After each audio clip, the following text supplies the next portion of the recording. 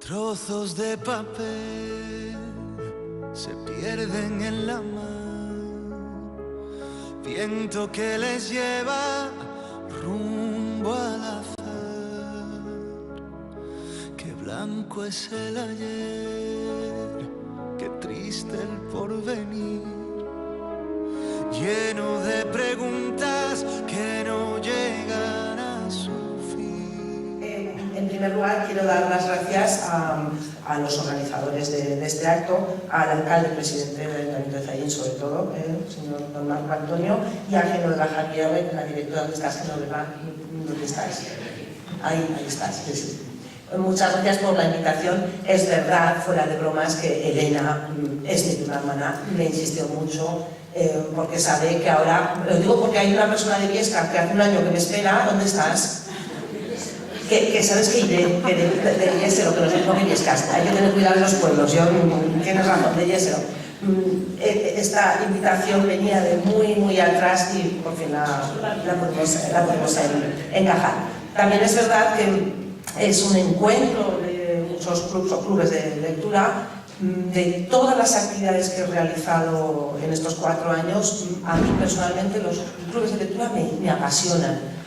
Es un medio muy cercano entre el lector y el autor. Reconozco que me gusta ir. Sí que es verdad que hoy es un encuentro mayor, no vamos a poder hablar como hablamos normalmente en un club, que es desmenuzar las novelas, preguntar la opinión de todos los lectores, comentar, pero haremos algo parecido a lo grande. Quiero agradecer también, que no se me olvidará, la presencia. Bueno, estoy conocido al teniente alcalde, a Juan Antonio, a Maribel, la concejala de Cultura, gracias por estar. Hay otros concejales del ayuntamiento, me encanta, señor alcalde, que estés también acompañado, Carolina, María José y demás autoridades que han venido. Agradezco al alcalde que haya arreglado el micro y cuando ha sentado le he dicho, es que los alcaldes tienen que hacer de todo. Tenemos otro alcalde también, el hermano de Henares, alcalde del Valle de Diez, de Serrate. Y es verdad, igual te arreglan un micro, que te limpia el depósito de agua o que con el machete limpian las zanjas de los caminos, sabemos de qué hablamos. Bueno, si os parece, y puesto que tampoco a estas horas de la mañana quiero dar ninguna clase magistral, a mí lo que me gustaría es una pequeña reflexión sobre el mundo de la escritura, de la literatura, y más porque, especialmente porque después estaba Andrés Averasturi, estaba Juan Estaba Galán, estaba María Doñas, estaba yo. Entonces nos preguntaron, de ahí se me quedó este programa, y espero que entendáis por qué. Preguntaron qué era ser escritor, o qué convertía a una persona en escritor. Entonces, bueno, hubo un cierto debate. Yo luego lo comenté con Andrés Averasturi porque le llevé la contraria, porque, bueno, hacía una pequeña diferencia entre el escritor consagrado y los, dijeron, escritorzuelos. Entonces, a mí no me llegó, no puedo estar de acuerdo. Entonces nos preguntaron, digo, para presentar la luz, ponerme a la cara. Digo, es que no estoy de acuerdo. Digo, porque para mí un escritor es aquel que se siente escritor y que tiene una historia que contar, independientemente de la difusión. Aquí ya sé que tenemos un escritor que podemos discutir con él, horas y horas, y hemos hablado en la puerta y le he dicho, va a haber barro en esta jornada. Que te editen una obra y que tenga muchísimo éxito depende de muchos factores, pero el acto inicial y último, si es que existe, lo acabo de inventar. Eso es lo importante. Entonces, yo he traído, puesto que todos sois grandes lectores, anécdotas de escritores que a mí me han gustado, desde que era pequeña, nada, 10, son pinceladas. ¿Qué les motivó a ellos a escribir? Yo espero que esto sirva también luego, a lo largo de la mañana, en la siguiente tertulia que tengáis, a los escritores de Zayín, para que penséis, bueno, ¿qué os motivó? Os voy a poner unas pinceladas que he ido encontrando, como digo, de autores que a mí me han gustado. Voy a empezar con una española, Rosa Montero. Escribió La historia del rey transparente, no sé si la habéis leído, y ella dice que escribe porque no sabe vivir de otra manera. Su forma de estar en el mundo es escribir. Gabriel García Márquez dijo que escribía con la única misión de escribir una historia que le hiciera más feliz la vida a un lector inexistente. Esto es muy bonito, ¿no? Aunque solo haya un lector a quien yo le haga feliz por un momento, ya, para él ya tenía sentido. Charles Dickens vivió feliz, uno de mis autores favoritos, bueno, aparte de la famosa obra de teatro de Esperando a Godot, también tenía pues, la trilogía que era Molly Malone, El Innombrable, y ya no me acuerdo de la tercera.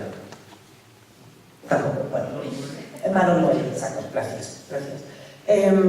Decía, a mí esto es algo que me sorprende, que tenía escaso talento para la felicidad y que por eso escribía, o sea, como no tengo talento para la felicidad, voy a escribir a ver qué saco de dentro. Resulta que lo que sacaba de dentro, según él, era algo que ya estaba escrito antes de nacer. A mí esto me sorprende, porque es un autor irlandés de mucho peso y no conocía yo esta creencia que tenía él en la existencia de una vida prenatal. Pero la verdad es que en sus obras lo que sí que hay es un matiz muy sombrío y pesimista que reflejará o no su personalidad. Hay autoras más, digamos, alegres, os sonará Harper Lee, por supuesto, en su novela Matar a un ruiseñor. Ella decía que el autor debería escribir sobre lo que conoce y escribir sinceramente. Esta frase es una frase muy sencilla y a mí personalmente me gusta, porque yo sí que noto una gran diferencia cuando leo una novela y digo, esta novela me ha movido, me ha llegado, me ha conmovido. Coincide que la autora o el autor tiene una especie de implicación personal con ese tema, y esto no se distingue la sinceridad de una obra que te conmueve frente a otra que parece que está como escrita por el encargo. Yo lo dejo ahí para el debate posterior. Otra novela que me gustó mucho en mi niñez, La Mujercita, de Luis Medialcott, ella presenta, yo creo que es lo que nos gustaba en Mujercita, sobre todo a cierta edad, ¿no? Pues ese espejo de su niñez con sus hermanas está lleno de frescura, de realismo, de un bello romanticismo en contacto con la naturaleza, valores tradicionales, el hogar. Bueno, ahí está. O sea, lo podemos criticar con lo que queramos, pero tiene, sí, todos lo hemos leído, casi una parte de nuestra vida, en la que nos parece, se me ocurre, y cito a Antonio Muñoz Molina, cuando todo nos parecía sólido, luego te vas haciendo mayor y pocas cosas hay sólidas. Un autor que me gusta mucho es Bram Stoker, sobre todo en Drácula, cómo puede ser su mundo. Y bueno, pues luego, por circunstancias, unos tuvieron más éxito que otros, pasaron a la posteridad y así lo hemos conocido. Pero yo creo que la motivación inicial siempre es ajena a la proyección que va a tener después, al resultado, al viaje que va a tener el libro. Y si dijera lo contrario, no me consideraría escritora. Porque escribir es contar una historia que va en busca del lector. Sin lector no hay historia, eso es cierto. Pero no depende del volumen ni el número de escritores. Yo empleo muchísimos libros para mis novelas, los que igual un crítico erudito llamaría libros menores. Pues yo qué sé, Historia de Zaidín en el siglo XVIII, que le interesa a los 4 de Zaidín. Pues son los típicos libros que yo me compro. Y siempre digo, ¿qué valor tiene lo que ha escrito este autor, esta autora? Porque a mí me va a servir para documentar una escena, para hablar de una comida, para hablar de un juego, los niños que están jugando, para rellenar las demás, mis historias. Entonces, como yo veo la literatura, es una cadena de escritos, siempre viva, siempre viva, siempre viva. Todo lo que se escribe, todo, sea pequeño, sea grande, hablo de internet de difusión, llega a alguien y ese alguien continúa viva la cadena. Ya que vais a estar todo el día hablando de libros, sí que me gustaría hacer terminar con otra reflexión, ¿no? Antes de pasar al debate, e incidir en esta idea de que cada libro es un pedacito de vida y de reflexión del autor. Yo siempre aprovecho estos encuentros para dar las gracias a los lectores, a los que estáis aquí, porque sin vosotros yo no estaría aquí, por seguir leyendo, por mimar con vuestras caricias los lomos de esos libros cuando vais a una librería, cuando vais a los puestos, luego que por ahí cojáis un libro y lo cogéis. Solo ese gesto ya yo veo siempre una intimidad inexplicable. Al fin y al cabo tenéis en vuestras manos los sentimientos de alguien como yo, como tantos otros antes de mí y otros después de mí, y como lectores seguiréis formando parte de ese grupo interminable en continua creación de lectores definidos como Márquez. A mí me encanta esta definición, cómo define Márquez al lector, ¿no? Al grupo de lectores lo define como aquella descomunal muchedumbre con el alma abierta para ser llenada de mensajes. Esto es bonito, no es bonito. O sea, yo que soy un lector, una persona con el alma abierta. Yo creo que no he encontrado otra definición de lector más precisa y más atinada que la de Gabriel García Márquez. Entonces yo en estos encuentros, estos clubes de lectura, yo siempre doy este consejo, que sigamos todos con el alma abierta, porque al fin y al cabo, como dijo un día el poeta brasileño Ferreira Goulart, la literatura existe, los lectores existen, los escritores existimos, contamos historias, leéis historias, pues por una razón sencilla, porque la vida no basta. Ahora hay dos preguntas.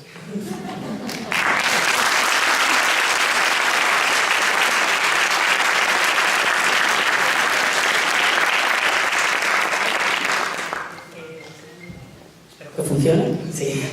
Que lo he apagado, y luego he pensado mal. Si queréis, podemos hacer un turno de preguntas. No sé si, como lo veis, si alguien quiere, yo puedo pasar el micro. Vosotros preguntáis por el micro para que se oiga bien desde atrás y Luz contesta. ¿Sí? ¿Alguien primero? ¿Quién rompe el hielo? Nos has dejado a los solo leedores, por aquello que decías, de que hacemos los que leemos y no escribimos. Volviendo a tu libro, primero Palmeras en la nieve, me ha servido, entre otras cosas, para saber la historia real de lo que pasó, que es en Guinea y todo aquello, que no es una historia que se conozca con certeza. Supongo que te gustaría muchísimo documentarte con todo aquello. El motivo de haberos hablado de estos autores que me gustaban y sus razones para escribir, también lo aplico a mí ahora.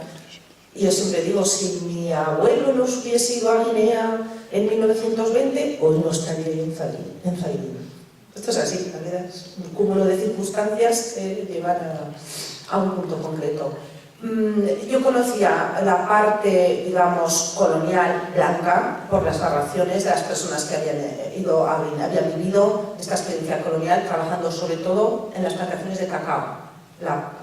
Conocía menos personas que habían trabajado en la parte de la madera, en la parte continental de Guinea Ecuatorial. Entonces yo las narraciones del cacao las sabía por mi padre, por familiares cercanos, por recuerdos de familia, por fotografías, pero sobre todo por las narraciones de mi padre. Entonces tenía ese material, parte oficial blanca. Lo que quise fue investigar la parte menos conocida que la parte africana, porque ha pasado a la historia, digamos, en textos blancos, pero muy poco, porque además, sobre todo en África, la tradición es muy oral. Hasta los años 50 del siglo XX no empezó a haber una escritura, autores ecuatorianos escribiendo la historia, escribiendo novelas, poesía. Entonces lo que hice fue buscar todo lo que pude sobre la otra parte. En Palmeras en la nieve la documentación me costó mucho por desconocida y por difícil de conseguir. En Relosa Tupié, por ejemplo, la documentación la tenía más cercana. Desconocida también, pero no me costaba tanto asimilar. Pues puedes entender la política del siglo XVI, siendo española, la puedes entender, la política de toda la transición a la independencia de Guinea Ecuatorial, vista desde el punto de vista africano, eso me costó mucho asimilarlo.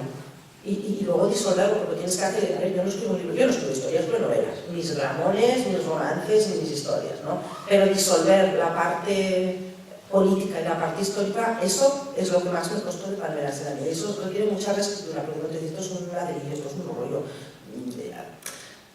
Para que la gente lo entienda tiene que estar más disuelto. Esa fue la parte peor de Palmeras en la nieve. Y de hecho es más didáctica, yo lo reconozco, yo como profesora que he sido, Palmeras en la nieve es una novela mucho más didáctica que Regreso a tu piel, que es para mí más intensa, porque no estaba tan obsesionada con recuperar y que no se olvidase esta parte de nuestra historia. Bueno, gracias por venir y decirte, pues primero, sobre un comentario que se ha hecho y mencionado sobre los escritores. Evidentemente los escritores se pueden sentir y ya tienen bastante, pero si no son reconocidos no tienen ni siquiera bastante, nada. ¿Qué quiero decir con esto de reconocerse? Pues que estamos en una sociedad política en que la sociedad, la gente ha delegado en unas personas, catedráticos de literatura, críticos, etcétera, para que juzguen e interpreten una obra de arte. La literatura son obras de arte, como puede ser una escultura o puede ser una pintura. Si esta interpretación no existe por deficiencias críticas evidentes en este país y por otras cosas, pues evidentemente ese escritor es reconocido por la amabilidad de unas amistades, por la sensibilidad, delicadeza de una serie de lectores, pero poco más. No ha sido interpretado y no ha sido difundido.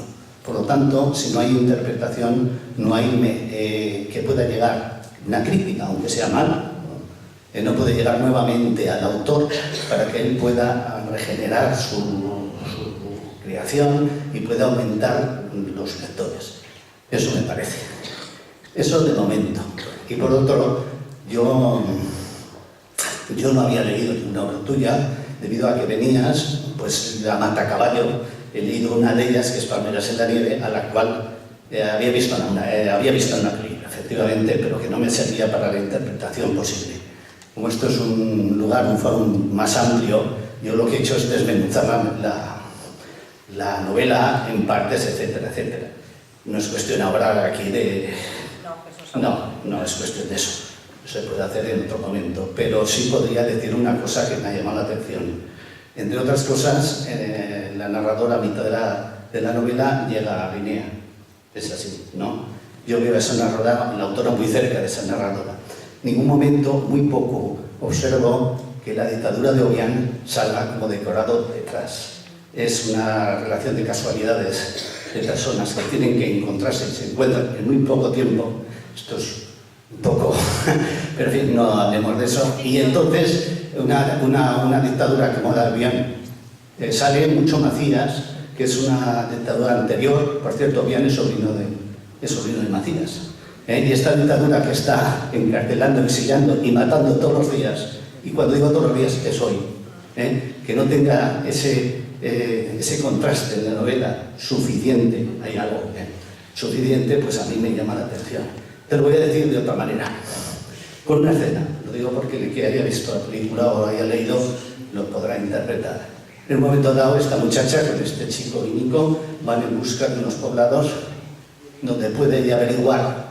Ella busca a sus hermanos y averiguar una serie de facetas culturales sobre el idioma y demás.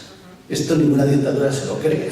Quiero decir que si llega aquí, esta chica es de ese instante, y yendo con un personaje único, es vigilada continuamente. Lo digo con esto de una manera u otra, me parece. Debido a esto que en un momento dado van a un poblado Eureka, porque tienen que visitarlo y demás. Llegan a un lugar donde hay una barrera, 2 bidones, una barra y 2 soldados, que no les quieren dejar pasar y desconfían. El discute, etc. Al final ella toma la resolución, aparte de dejarles los papeles un montón, que ellos miran con desconfianza, de soltarles dinero, o sea, una corrupción. Inmediatamente les dejan pasar. Eso sigue, y la novela sigue. Yo creo que esos soldados un poco, en un momento dado, después de que se han ido, han llamado a su jefe, seguro. Le han llamado a su jefe diciendo, van hacia allá, o van hacia aquí. Termino y me argumentas, esto es ficción también, quiero decir que no lo sé, pero en un momento dado llegan al poblado donde Nico comenta y demás. Sí, rápidamente, es decir, ese poblado la mitad deben ser colaboradores, o hay soplones que inmediatamente van a comunicar nada, en este caso no era nada, etc. Y final, la escena idílica, esa es la novela, en un paraíso perdido, que es aquella playa, etc. yo estoy seguro que en la realidad había como 6 pares de ojos mirándolos. Perdón, no mirándolos, vigilándolos. Eso quizás se debería decir porque estamos en una dictadura y esa vigilancia es continua. Ahí no se puede poner el dedo en la nariz sin que lo vean. Digo yo, y perdón. Eso no importa para que ellos... Ahora vamos a empezar por el final, vamos a empezar por el final. No perdamos de vista una cosa, el género. Es decir, esto es una novela. Esto es una novela, es ficción. No, pero, ojo, ahora voy a hablar bien. Que yo estudié crítica literaria y soy muy consciente de lo que hago. Empiezo por el final, que es la escena de la cascada. Hay que ser mujer blanca para desear estar debajo de esa cascada.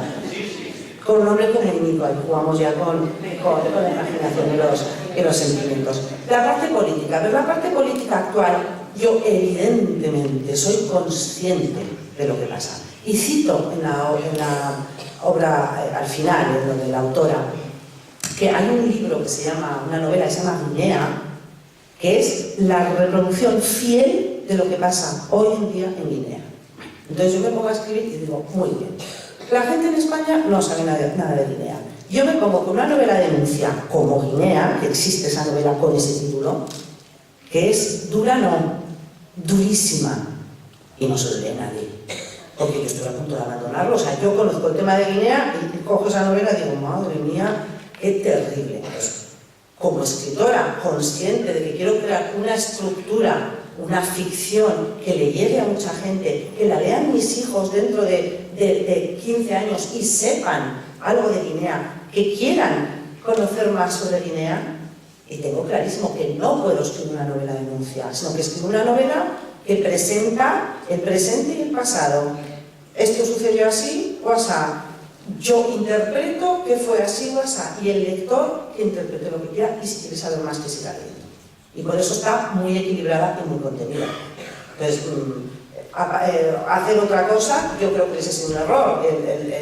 Me lo ha demostrado el hecho de que las personas que han vivido la parte colonial se han sentido identificadas. Las personas del presente, yo estaba en contacto con el actual dueño de la finca San Paca y le decía, oye, cuando van y los detienen, precisamente la escena de los bidones, ¿ella le da dinero? Ningún problema. O sea, él me iba aconsejando en cosas puntuales que yo quería saber de hoy en día. Esto lo digo como aclaración de que la documentación fue exhaustiva. Y en segundo lugar, y aquí es que nos podríamos pegar muchas horas y lo voy a centrar bien. Yo, personalmente, esta es una opinión, la división entre obras de arte y todo lo demás la tengo superada hace muchísimos años. Estudié crítica literaria en la universidad. Los críticos literarios son un grupo de personas que encumbran y ensalzan unas obras y rechazan otras.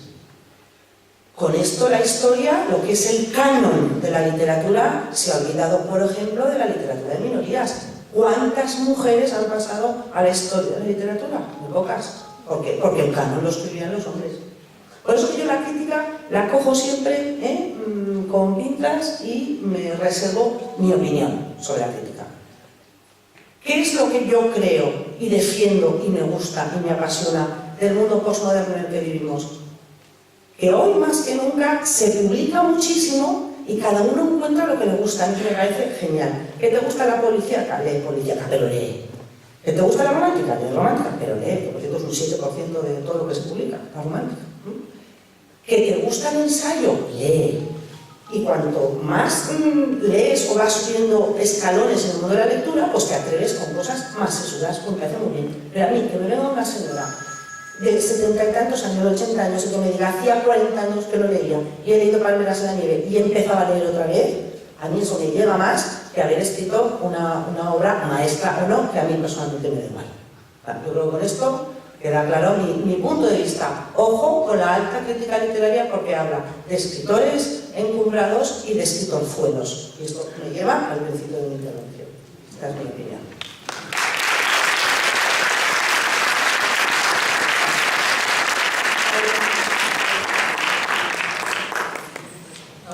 Hombre, alguna más atrás, no vengo más a ti. Pero luego me preguntaréis todos por fuera y esto no puede ser. aquí también podríamos hablar horas y horas. O sea, ¿qué es una adaptación de una película? Es una interpretación que el director ha hecho de mi novela. Yo me acuerdo cuando, al principio de todo, antes de salir publicada Palmeras en la nieve, estoy hablando de febrero de 2012, no lo olvidaré nunca, me mandaron el contrato para firmar la adaptación, ¿no? Yo estaba alucinada. Mi hermana, que es abogada, me va a decir que esto lo lea, digo, me da igual, yo voy a firmar. Que van a hacer película, que la hagan, no conocía al director, no conocía. Pero yo conozco, soy muy lanzada, me ilusionan estas cosas, que alguien quiera hacer una película de mi novela, yo que vivo en un pueblo de la provincia de Huesca, por favor, que haga lo que pueda, ya no digo lo que quiera, lo que pueda. Durante la adaptación, yo leí el guión, entendí toda la poda que habían hecho, debatimos sobre todo la del principio, el hecho, o sea, se me hacía raro que al principio no estuviese la familia, que no estuviesen los dos vivos, claro, luego lo pensaba, digo, es que no les va a dar tiempo, va a hacer una serie y hacen como tiempo de costuras, o tienen que cortar. Bueno, entonces lo entendí. Y entonces con el guionista, excepto 2 o 3 cuestiones puntuales de frases en bocas de mujeres que a mí me chirriaban, digo, esto no diría una mujer. Esto, yo para eso siempre estoy muy atenta, ¿no? Dice, pues es verdad, pues excepto 2 o 3 cositas, lo demás lo di por bueno, pero porque me preguntaron la opinión, no porque legalmente tuviese yo que decir nada. ¿Suelen ser muy críticos los autores con los guionistas, los directores? Claro, ¿Suelen ser siempre muy críticos? Suelen ser muy críticos a toro pasado. Claro, o sea, cuando firmas el contrato con los derechos de autor, entonces no hay ningún problema. Pero cuando han hecho la película, si ha salido bien, digo que me gusta, y si ha salido mal, digo que no me gusta. No, hombre, hay que ser un poco coherentes. Hacen la película, que la hagan. Entonces, yo lo que hice fue disfrutar del proceso, ver en primera persona una traducción, al fin y al cabo es lo que era, una traducción de texto a imágenes, y ver todo el cerebro de Fernando Molina, director, en marcha, con sus aciertos, con sus logros y también con sus cositas que al final comenté con él, mira, yo esta escena igual, pues pero hablando ya a un nivel de pues como comentábamos ahora con el caballero, pues en esta escena tal, pues, a ese nivel. Yo lo he disfrutado mucho y debo decir que el producto final, es que no es el libro que era el libro que se lea el libro, pero sí que la calidad de la fotografía de las imágenes para mí ha sido más importante que la historia, porque yo no la sabía la historia, pero ver recreada la finca, el momento colonial de los años 50, idealizado, por supuesto. Entonces empezó el libro por detrás y había una nota de la autora y la bibliografía, empezó a repasar toda la bibliografía y dijo, vale. O sea, que en realidad la bibliografía que yo manejé es, debo decir, un 80% de lo que hay, por lo que he cotejado luego con otros listados bibliográficos. O sea, que está bien para comenzar, ¿eh? Cada vez hay más. Sé que se están haciendo tesis doctorales, de hecho conocía a un chico más de una tesis doctoral sobre el intercambio, no me acuerdo de él, finales del siglo XIX. Van saliendo, y más que tienen que salir, y ojalá algún día se desclasifiquen todos los archivos de materia reservada, que tiene que haber información, sobre todo en los años oscuros de la dictadura de Macías, sobre lo que no hay nada, y encontré esa información por un exiliado guineano que vivía en Londres y había escrito un pequeño librito de estos que decíamos que nadie lee, pues mira, a mí me sirvió. Y luego conocí a un amigo común y agradecidos que no hay nada escrito sobre los 11 años de la dictadura de Macías, terrible genocidio en Guinea. Atrocidades, la parte donde se explica lo de la cárcel de Blackbeach es de ese librito, ¿no? Para escenas que hay, terribles. O sea, yo creo que hay mucha información que todavía no ha salido y que saldrá.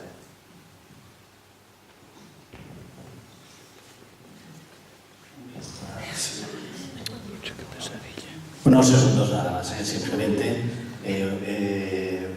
se me ha ocurrido lo siguiente. Has hablado que son personajes de ficción, pero bueno, no tienen por qué ser falsos los personajes de ficción, evidentemente. ¿Y entonces qué quiero decir? Por coger a un autor de actualidad como es el Cervantes del Quijote, yo a través del Quijote, que es un personaje de ficción, como todos esos, veo la realidad. en todo, en La Regenta, en Ana Karenina, en estas obras de arte que lo son, pues veo la realidad a través de personajes de ficción que no existieron. Yo no voy a ver a Ana Karenina por la calle ni la voy a saludar. Pero evidentemente, en tu novela hay momentos que no veo esa realidad. Veo los personajes de ficción y no veo la realidad. Eso es lo único que quiero decir. Y los personajes de ficción tienen que estar de... No, por eso son personajes muy flojos, evidente, para mí. No, claro. ¿Has leído a John Expo? ¿Habéis leído a John Expo que me tiene loca? Así que... un poco... Es ficción total. O sea, yo ni creo que exista Harry Hole, pero como novela me parece fantástica. Pienso que a mí la policíaca no me gustaba mucho y la estoy descubriendo ahora. Debe ser la edad, no sé, pero... Sí, exacto. También por cambiar, que va muy bien cambiar de géneros, que esa es otra. Es que es muy bueno picotear diferentes géneros, porque te hace distanciarte, volver, retomar las lecturas con las ganas. Sí. ¿Hay algún género que tú tengas pensado escribir algún día, pero que todavía no...?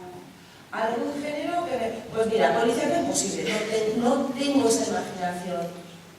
Estuve con Dolores Redondo en Madrid hace 15 días, nos alojábamos en el mismo hotel, nos tomamos unas cervecitas, luego tal y hablamos, y decía, claro, es que la ves, ella tan normal.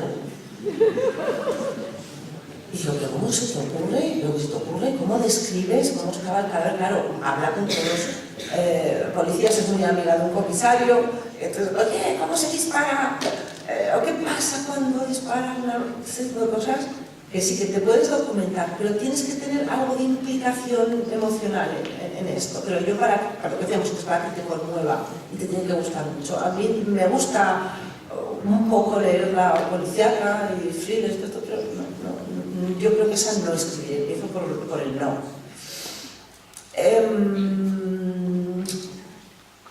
¿Para niños, por ejemplo? No, para niños soy incapaz. Yo creo que ni para contar cuentos a mis hijos, espantosa. Pues contar a mi marido, no tengo, eso es otra habilidad. Bueno, es que yo creo que al final cada uno estamos donde estamos porque es donde nos encontramos todos. Me gusta, te voy a sorprender, me gusta mucho la poesía. Pero es muy difícil. Tengo alguna cosita que quemaré, o sea, pero que tengo no ver a la luz. Pero a mí me llama la atención, porque creo que ahí sí que hay un nivel muy alto de manejo del lenguaje, de condensación de emociones, de precisión a la hora de transmitir un sentimiento que la prosa no siempre consigue. ¿Siempre podrías introducir alguna poesía tuya? Podría. Yo creo que a la poesía igual le doy algún tiento. Me gusta mucho el ensayo, pero no soy paciente. Es curioso. El último ensayo que he leído ha sido, lo he comentado antes, Muñoz Molina, lo recomiendo. Y eso que ideológicamente lo sabemos, yo estoy a un lado y está en otro. El libro es todo lo que era sólido. Es un repaso sobre la situación de España desde el año 2003 al 2013. Atinado no, pocas veces he subrayado tanto un libro. Y damos un repaso a todo lo que hemos hecho con nuestro país, a derechas, a izquierdas, da un repaso. A mí me lo recomendaron, y me lo recomendó alguien, no tengas prejuicios al favor de leer. Digo, vale, lo voy a leer, para que lean. Y luego yo lo he recomendado. Todo lo que era sólido, recordadlo, porque nos enseña mucho como españoles qué hemos hecho con nuestro país, ¿no? Es muy interesante. Escribir ensayo también es una vez entre filosofía, historia, saber mucho. Yo creo que me faltan años para lanzarme al ensayo. Hombre, pero igual es tener un poco más parecido a lo que tú ya escribes, ¿o no? Me refiero luego a la hora de leer lo que tú ves, lo que tú sientes. Podría ser, o sea, yo creo que yo me lanzaría, antes con la policía me lanzaría al ensayo, sí. O sea, yo creo que respondiendo a tu pregunta, poesía, ensayo, no lo descarto. Pero en novela histórico-romántico o algo de romántico siempre va a haber, porque a mí me gusta mucho. Yo siempre pienso que me gustaría leer a mí, pienso en mí como lectora, que leo mucho. Y sí, hay los que... Bueno, pues hay un género que a mí me entretiene, me relaja, me gusta, y me gusta leer. Bueno, pues, si encima aprendo algo, en el caso de Palmeras o Rosa tu piel, el lector aprende algo bien, pero no necesariamente, tampoco tienen que ser clases. Y otra pregunta, bueno, ¿por qué el título es? Palmeras. Palmeras en la nieve, para mí era, simbolizaba la parte del rollo tropical, del rollo nieve, la influencia que tuvo África en los hijos de coloniales, en personas como yo. Entonces, las palmeras en la nieve, no al revés, no nieve en las palmeras que hubiese sido un título colonial, nieve en las palmeras que hubiese sido los de la nieve que se fueron a África. Esto es al revés, es qué quedó de África en personas como yo. Gracias. ¿Alguien más? ¿En qué momento das un giro a tu vida? ¿En el momento en que has contado antes que has dado, diste un giro a tu vida de trabajar en la universidad y dejarlo todo y convertirte en escritora? El sentirte como escritora, ¿cómo lo definirías? ¿Ya pensabas de niña, de joven, te acabarías en donde estás ahora?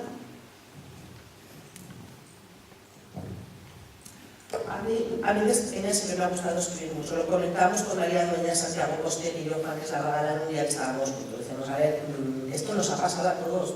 ¿Tú quieres escribir esa historia? Y si lo hubiese editado con mi dinero para guardarla y torturar a mis familiares, amigos, primos, etcétera, que toda la familia lo hubiese leído, ya estaba, ¿no? Lo demás ha venido por añadidura. Bienvenido sea. Pero siempre la perspectiva. Antes decíamos fuera, hablábamos con el alcalde de Fraga, ¿dónde estás? ¿Vas a marchar ya? ¿Puedes hablar de Fraga? Sí, ahí. Que comentábamos que te me has reído porque digo yo que tú me has cogido mayor. Vale, estas cosas te pasan a los 25 años y lo percibes de otra manera, lo vives de otra manera. Probablemente te vuelves hasta idiota revido, ¿no? Pero a mí me ha pasado de estar en un acto en no va más y mi cabeza está preocupada porque el tío tenía fiebre y yo ahí en Madrid o no sé dónde, ¿no? Esto es así. A cierta edad sabes qué es lo importante, qué es lo que te gusta y qué es lo que te gusta.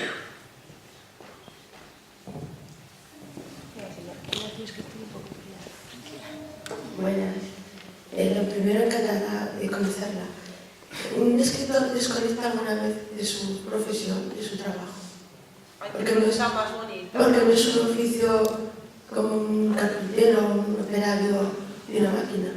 ¿Se puede desconectar alguna vez? Siempre están cerrando. Gracias. Ay, me ha encantado la pregunta. Me ha encantado. Jamás desconectas. Yo creo que el escritor tiene una sensibilidad especial hacia su entorno, no solo hacia las palabras, sino hacia su entorno, y ves el mundo siempre bajo, lo estás analizando la vida. Ahora mismo te estoy mirando y digo, ya, un personaje. Se apoyó la barbilla en la mano, o sea, estás siempre observando. De pronto estás comiendo con tu familia y ¡pum! Surge una idea. Y tomas una nota y sacas la libretita del bolso y apuntas. Mira, es curioso. Pero igual que digo esto, creo que no he perdido una cosa importante que es la frescura a la hora de leer novelas. O sea, yo sigo encontrando novelas que me emocionan y me da envidia el haberla escrito yo y vamos, y correría para que me firmase el libro el autor. Esto me pasa todavía y espero que eso no se pierda. Porque es terrible, o sea, cuando empiezas a analizar una novela escrita en primera persona, ahora empieza en el pasado, focalización externa, ahora cambia al punto de vista de no sé qué, mal. Entonces yo procuro cuando leo no pensar en crítica literaria, procuro meterme dentro de la... Porque si no, es que si no ya digo, si en la vida estoy siempre con el motor en marcha, si encima en la lectura también, ¿qué me va a quedar? La bebida, los románticos, claro, los románticos de antes, ahora ni eso, porque no bebe nadie, no fuma nadie, todos los escritores son más osos que para qué. Esto es un reloj del documental. Esto lo comentamos con los escritores, ¿verdad? Somos jugadores de normal. Antes tenían esa leyenda, la leyenda oscura del escritor, ¿no? Yo cuando veo con el delantal, de leyenda, poco. Me ha gustado mucho su pregunta, ¿eh? No se deja de ser escritor, tampoco se deja de ser político. Mientras estás, cuando dejes de ser alcalde ya te olvidarás, pero mientras eres alcalde hacer alguna hora de día, es que hasta en las pesadillas eres alcalde, ¿sí o no? Señor alcalde, ¿hay algún momento en el que no estés pensando? Sí, es obsesivo, entonces hay que aprender a tenerlo controlado. ¿Tus pesadillas también son con las letras? Pues muchas veces sí, con inquietud. También es verdad que cuando pasa algo como Palma Saniego, un fenómeno, tienes mucho más compromiso y ahí sí te puedes tener un poco la ansiedad de llegar a todo, de complacer a todo el mundo, de quedar bien. Es complicado, tienes un trabajo que no conocías cuando escribías tranquilamente en la soledad de tu casa ante el ordenador. Es un mercado, es la editorial Planeta, ahí por supuesto disfrutas mucho, es un trabajo muy agradecido. No me ha producido más que satisfacciones, al contrario de la política. Pues el alcalde, cuando deje de ser alcalde, a escribir. A leer, exacto. Pero no es verdad, sí. Última pregunta, porque... ¿Nos puedes explicar un poco cuando te pones a escribir, te levantas por la mañana y que pones delante del ordenador o cuál es el proceso? Sí, es una oficina, pasa que me contaba Manuel Ureiro, el escritor gallego, pues lo conocéis, Fulgor y El pasajero fantasma, joven, atrevido en el sentido de que dejó la abogacía y está escribiendo y está viviendo de escribir. Un cascabel, simpático en eso. Y me contaba que se ha alquilado un sitio para ir a escribir, porque está criando también con hijos que no puedo. Entonces se ha alquilado un lugar y se va a escribir allí. Yo vivo en una casa en el campo, eso también facilita ser casa en el pueblo, no es un piso, y tengo mi despacho, me encierro. He cogido como costumbre arreglarme como si fuese a una oficina, porque si no, la pinza, el pijama, o sea, eso hay que evitarlo. ¿Vale? Es un trabajo y yo lo tomo con dignidad. Y me arreglo y me maquillo y me siento en mi mesa frente al ordenador toda arreglada para escribir. Sí. Es una curiosidad, no espero que venga la inspiración. No, todos los días. Ayer viernes perdí el día, pues mañana domingo recuperaré tantas horas de la semana, tantos días, porque si no pierdes el ritmo y si no, no adelantas. Y aparte hay alguna conferencia, hay charlas, hay más preparadas, me refiero de universidad, hay otro tipo de encuentros, algún artículo, te piden, oye, es que un artículo, bueno, pues todo eso te descentra mucho, es un horario de oficina. Y es mejor tomarlo así. Yo, por ejemplo, hay partes que las escribo por la noche. O sea, cuando algo es más íntimo, más especial, me lo guardo para por la noche. Cuando ya todo el mundo duerme y escribo bien por la noche. Pero como tengo otros, tengo que madrugar, entonces las cosas. Porque no soy yo sola, ni literatura para hacerlo. Bueno, lo vamos a dejar aquí porque tenemos ahora el café y una pequeña sorpresa en la nieve, y luego tenemos la mesa redonda y si no se nos echará tiempo encima. Luz, muchísimas gracias por venir y compartir. Muchísimas gracias a todos por haber venido, y por esas caras de entusiasmo que se ven desde este lado. Y gracias por dejarme vivir la experiencia.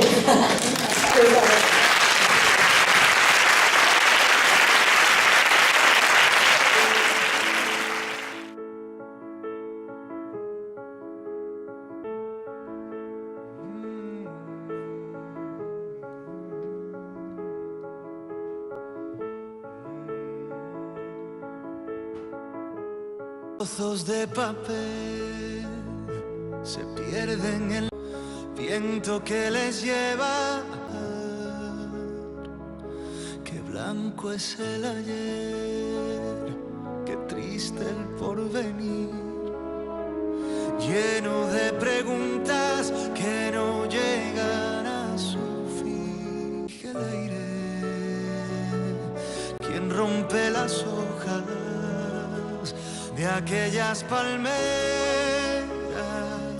que lloran, quien maneja el tiempo que pierden a solas, quien teje las redes que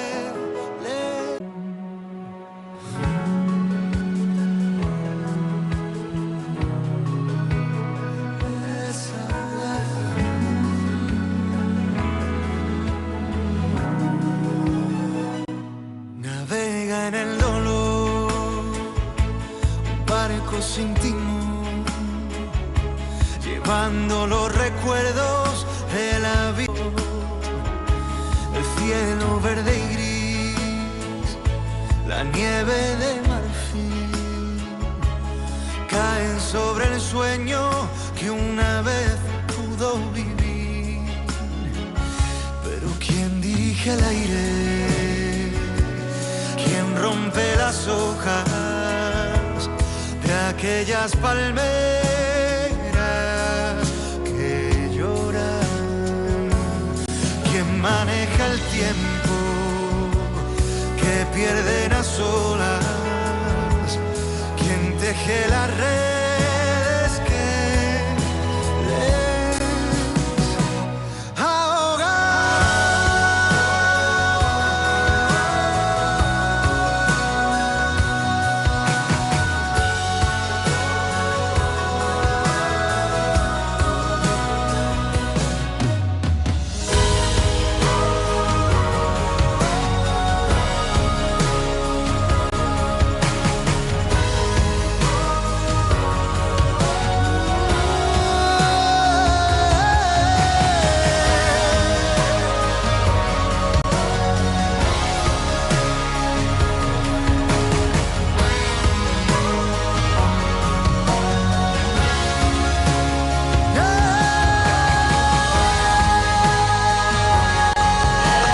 Molt majo, no? Al final ho tens molt acompanyat, tenim molts actes, molt contents de la gent que ha vengut, tant a nivell de públic com a nivell d'escriptors, de tallers pels crios, i bueno, doncs molt contents, la veritat que de moment el dia està sent redó.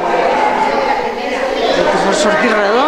De moment sí, ens queda encara el dinar, bueno, ara tenim una conferència, el dinar i per la tarda està la presentació dels tallers i l'actuació d'un grup de miquenensa, però bueno, en principi la cosa pinta bé. L'escola de música. L'escola de música, sí.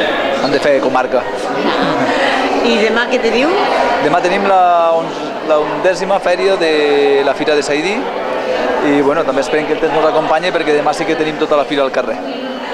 Avui doncs, ja dins dels locals, ho fem a dins del cine, local de la joventut, pavelló i escoles, i el temps, bueno, ens respecte, però demà sí que necessitem que ens respecte perquè demà és tot al ras, vull dir que demà sí que pliogués, me'n faria una de grossa, però bueno, tindríem el plan B que venim al pavelló, però bueno, ja no és el mateix, la gent ja no hi està ni no és el mateix. La maquinària qui la portes? Hi ha una 50 d'expositors on s'exposa maquinària, que normalment són de gent de Saidí, hi ha una exposició de cotxes, de gent de Lleida i gent de la província de Huesca, el comerci de Saidí, que també hi ha al carrer, i després gent que ve de fora o ve venent productes artesanals o artesania, menjar, bueno, una mica variada. I esperem que faci bo perquè això sí que necessitem que faci bo. Us desitgem des de Tenerife moltíssima sort i que tu surtis redó. Moltes gràcies. Ja sabeu que si voleu.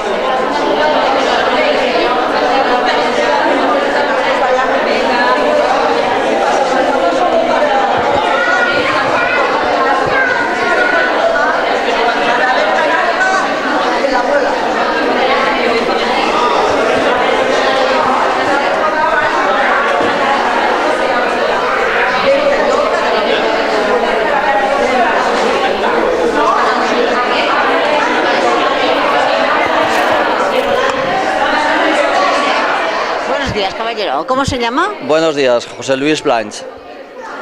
¿Qué función tiene aquí? La función, bueno, vengo como concejal y como soy muy aficionado a la fotografía, pues también a recoger un poco la memoria de los actos que se están celebrando hoy de leer juntos. ¿Qué opina de la afluencia de la gente aquí? La afluencia, pues hombre, está bien, pero es mejorable. Yo creo que la gente se tiene que implicar más con el tema de la lectura, con el tema de la cultura también, y implicarse un poco más en todos estos actos que son muy interesantes. ¿Está contento? Bueno, pues sí, la verdad es que hemos cogido buen día, ha venido gente y vale la pena también todos los actos y toda la charla que hemos escuchado esta mañana en el cine. Para repetir otra vez, supongo, ¿no? Bueno, si vuelven a hacerlo, pues volveremos a repetir porque esto no se acaba nunca, ¿no? Hay que culturizarse todos los días, va bien. Sí. Vale, pues muchas gracias, José Luis. Gracias. Hasta la próxima. Gracias a vosotros. Valle de Benasque y Ferrer. Ajá.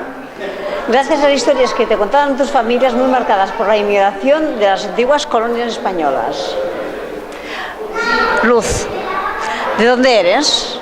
Pues como bien dices, yo nací en Monzón, crecí allí, pero he estado siempre muy vinculada al Valle de Benasque y al Valle de Lier, porque mi padre era de Cerler y mi madre es de Serrate, y me contaban muchas historias de Guinea Ecuatorial y por eso surgió Palmeras en la Nieve, como comentabas al principio. Pero yo me siento del Alto Aragón. Viviste mucho tiempo en California, ¿qué nos puedes contar? Después de estudiar en Monzón fui un año a California, luego volví un par de veces. Recuerdo muchas palmeras, yo creo que en el título de Palmeras en la Nieve también había ahí algún recuerdo de California. Es una tierra muy bonita, hace mucho calor, la gente es muy amable y la verdad es que también la considero un poquito mi casa. Estudiaste en Zaragoza, ¿qué licenciatura te sacaste? Hice Filosofía y Letras, especialidad Filología Inglesa, hace ya muchos años. Aparte de la docencia, ¿hacías otras actividades? Sí, siempre en la época universitaria estaba metida en proyectos culturales, me gustaba mucho el teatro y el cine independiente. También jugaba baloncesto. En 1912 escribiste Palmeras en la Nieve. Sí, en el año 2012 salió publicada, sí. ¿En cuántos idiomas ha publicado? En muchos. La verdad es que enseguida se publicó en italiano, en polaco, en catalán, en holandés. Ahora estamos con la traducción al inglés, que saldrá pronto. Que yo recuerde así en estos. ¿Qué sentiste cuando te dijeron de llevarlo al cine? Me hizo mucha ilusión porque me gusta mucho el cine, entonces para mí fue como un regalo, ¿no? Poder vivir la transformación de la novela Palmeras en la Nieve en una película y sobre todo de las dimensiones de lo que ha sido, ¿no? De la película que ha hecho Fernando González Molina. Estoy muy contenta.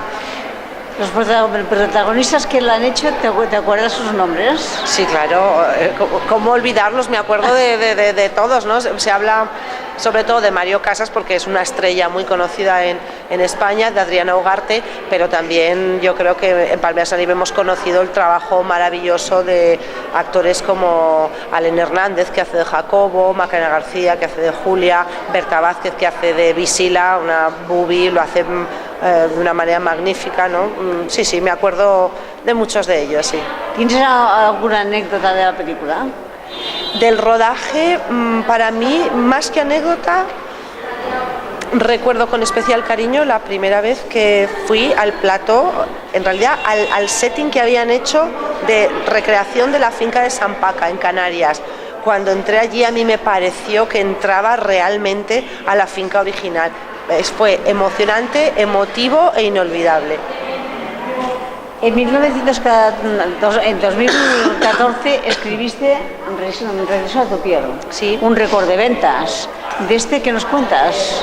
Regreso a tu piel para mí es una novela muy especial. Es menos didáctica que Palmeras en la Nieve, es más intensa y sobre todo me gustaría resaltar que trata sobre una parte muy olvidada de la historia tanto aragonesa como catalana, que es la ejecución de muchas mujeres acusadas de brujas, pero no por la Inquisición, sino por los gobiernos municipales, por los ayuntamientos, por los concejos de los pueblos.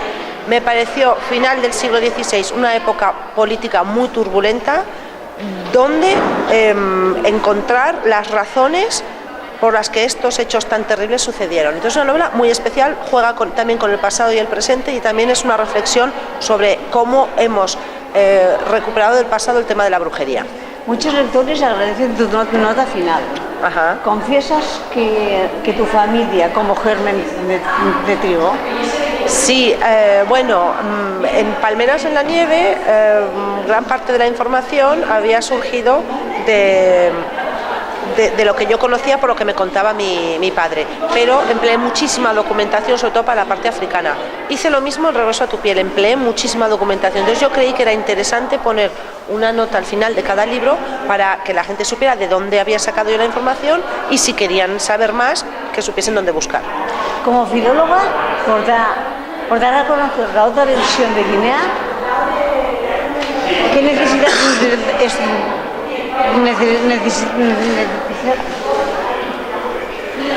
por tu condición de filóloga, por dar a conocer la otra versión de Guinea, qué necesidad tuviste de explicarte, agradecer? Tanto la historia de Guinea como la historia que te decía antes de la recuperación del tema de la brujería en el Alto Aragón, en las montañas de Cataluña, yo creo que la necesidad que tenía era de recuperar unas historias muy desconocidas, muy olvidadas y que debían ser transmitidas, por lo menos para su reflexión, a las siguientes generaciones. ¿Has tenido muchas anécdotas? Si las hubieses sabido, ¿las hubieras incluido en el libro?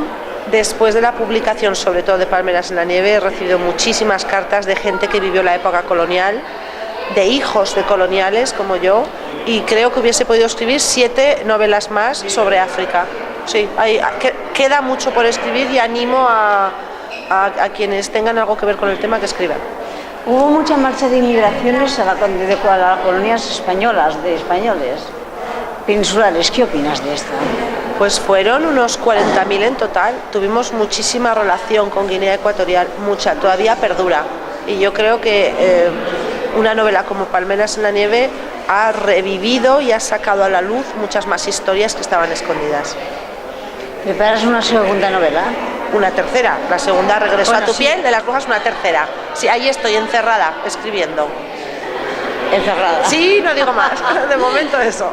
Como alcaldesa de Benasque, ¿has recibido muchas felicitaciones? Coincidió en el tiempo que fui alcaldesa desde el año 2011 al año 2015 y yo creo que como todo alcalde pues recibes de todo, por un lado felicitaciones y por otro lado pues igual hay gente que está más descontenta, pero yo creo más felicitaciones. ¿Y ahora cómo está Benasque? Está tan precioso como siempre y siempre abierto a que vengáis a visitarnos. ¿Te preocupa la juventud que tenga que inmigrar?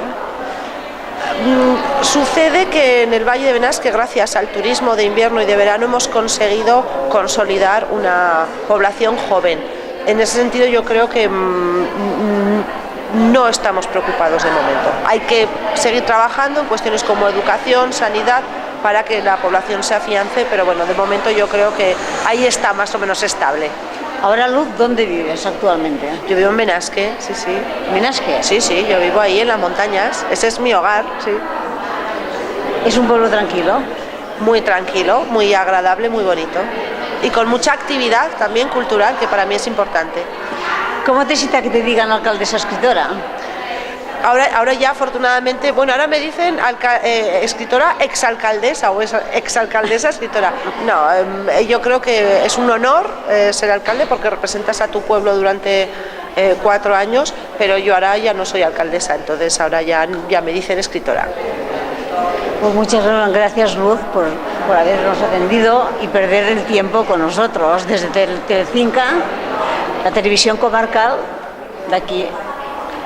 La verdad es que doy las gracias porque me hayáis invitado a pasar esta mañana con vosotros en este encuentro de clubes de lectura en Zaidín.